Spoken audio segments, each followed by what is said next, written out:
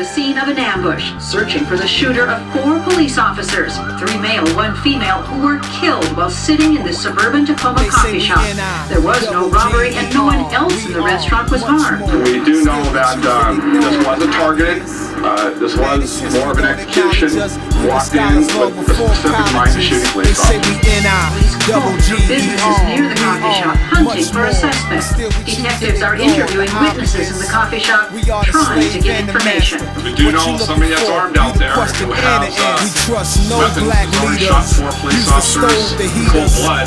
This is about trying to take more of us or you or a citizen out.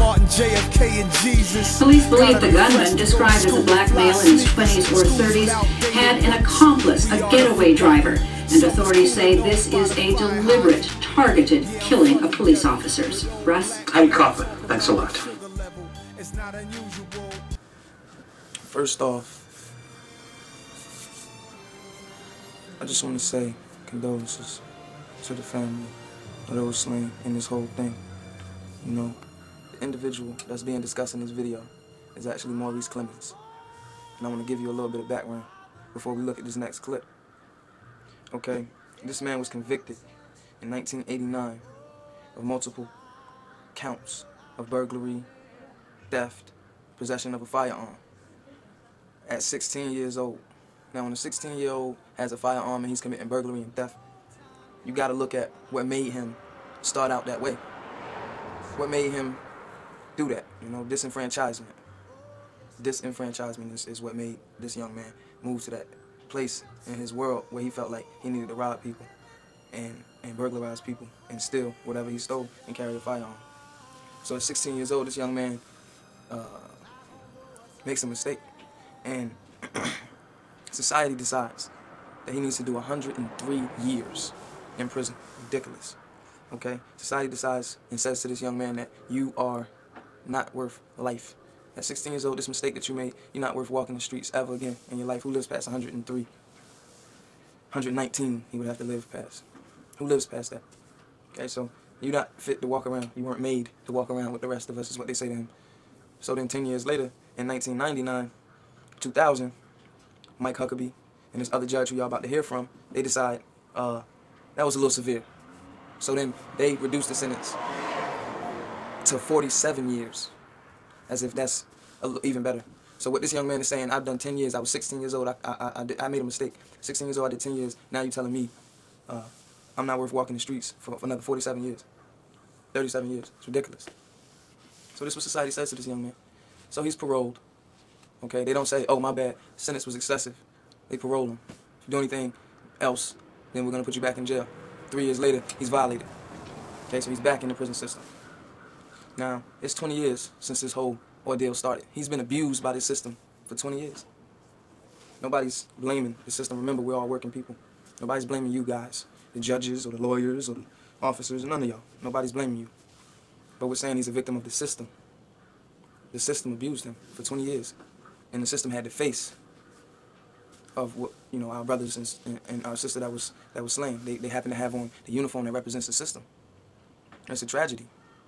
These people were innocent. They were working people. But the system that's created is what caused both of these lives to be lost. And that's what we're looking at here. Problem is, look at how the media covered this. Check this next clip. On a manhunt for the suspect who allegedly killed 4 police officers in Seattle. Police just now confirming he has been shot and killed. CBS News correspondent John Blackstone is in Seattle with the latest. Good morning, John. Good morning, Maggie. Well, it was an intense manhunt here in the Pacific Northwest for Maurice Clemens since these 4 police officers were shot. Police now say that early this morning in South Seattle, they were tightening this grip on family and friends, and they found Maurice Clemens. There was a shootout. They now confirm he was shot and killed. But this long manhunt added frustration for a community already consumed by grief. I want to be the voice to my sister now, to keep her alive. And I would urge that if anyone has any information, please come forward. For the second straight night, SWAT teams swarmed the homes of friends and family of Maurice Clemens, pointing guns and fingers. Part of that plan is going to be to make everybody's lives miserable. That's helping them. And if they want to go down one by one until there's nobody left, that's okay with us. They keep saying on the news that the family is aiding him. That may be true, but it's not us. It's not me. Police say Clemens is wounded from his Sunday shootout at the coffee shop where he opened fire on the 4 police officers. Clemens had been released on bail on child rape charges just last week. How did a judge let somebody that was convicted and should have been in prison out and kill 4 people that protect us? But his record goes back to when he was 16 and sentenced to more than 90 years in prison in Arkansas for robbery and burglary. Then Governor Mike Huckabee granted him parole in 2000. I wish the commutation hadn't happened, of course, but I was acting on what I knew at the time. Now, police say that before the shootings, Clemens had bragged to friends that he was going to kill some cops and that they should be watching TV. But this morning, the police finally found Maurice Clemens, and in a shootout, he was shot and killed in South Seattle. Maggie? All right, so guess it's John Blackstone. Thank you. Okay, now, I'm on for everybody involved in this horrible tragedy. But if you keep the picture in mind, I want to throw the picture back up. If you keep the picture in mind, you have police on one side, and you have black folks on one side. Now each side of working people of different colors and religious backgrounds and political ideologies, each side of working people has clashed, and police have begun to ravage through all people involved in this man's life. And this is due to a lack of understanding between two cultures, primarily divided by race, white people, and by social status, people in the upper middle class versus people in what they call the lower class. Okay, so you have a culture difference going on. The police don't know where to look, don't know how to think or how to respond to a nigga who has acted differently than most niggas usually act. Like we talked about in the last episode. These people expected for this man to act a certain way, like an animal who's supposed to be caged. And so they rummage through this man's life. Now on the other hand, the family of the victims are allowed to grieve this horrible tragedy. This creates tension. Black people and people in the hood are going to see the sister of the so-called suspect, and they're going to say, look at how they're going through these people's lives, how they're ravaging through people's lives. Look at how they're terrorizing the entire neighborhood that this man belongs to, the entire community, because of their lack of understanding. And so the clash is going to begin between the black people and the white people, or the have-nots and the haves, or the think that they haves, the working people, just like us. So the clash is on. At the same time, nobody's paying attention to the societal issues that cause this entire tragedy. Remember the group up top in the picture? They're sitting back, going, whew, glad they didn't catch that. That's a societal error. That's a system error. But we're not looking at the system as its own thing, as its own mechanism. We're looking at each of us individually, and so we're blaming individual people. So, again, it's culture, religion, political ideology that divides us. And then Mr. Maurice Clemens is mistaken when he comes and he murders these innocent people, because he doesn't understand the culture of working people that put on those uniforms and that want to do the same things that we want to do. They just want to save for their family. They want to build and have a house and a life. And they were just having their morning coffee. These were innocent people. He didn't understand that because he had a misconception about that culture. And so now the response is that we act on, the police response now becomes they need to act on their misconception of another culture which exists in this country, the black culture, the disenfranchised culture, what they call the lower class. The convicts, most of those people have felonies or misdemeanor convictions, you know? So we're looking at a culture class, a culture difference, you know? But now I want to touch on the extremity of what was mentioned in the last episode of the N-word.